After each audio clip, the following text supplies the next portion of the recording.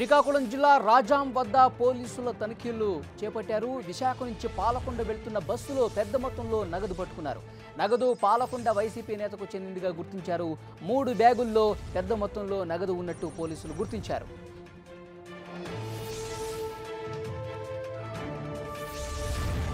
పూర్తి సమాచారం తెలుసుకుందాం. మా ప్రతినిధి దుర్గా ప్రసాద్ ఫోన్ లైన్లో సిద్ధంగా.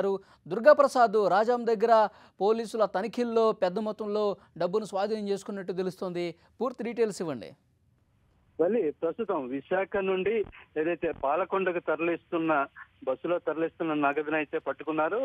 ఇది వైసీపీ పాతపట్నం ఎమ్మెల్యే అభ్యర్థి ఏదైతే రెడ్డి శాంతి అన్నారో ఆమె సోదరుడు ఏదైతే ఇక్కడ పాలవలస విక్రాంత్ కూడా బస్సులో ఉండడం, 3 బ్యాగుల్లో నగదు ఉండడం, ఈ అదుపులోకి తీసుకుని ప్రస్తుతం ప్రశ్నిస్తున్నారు. దాదాపు ఇప్పుడు లెక్కింపు అయితే ప్రక్రియ అయితే కొనసాగుతుంది. 2 కోట్లకు పైగా ఇప్పటికీ లెక్కింపు జరిగినట్లు తెలుస్తుంది.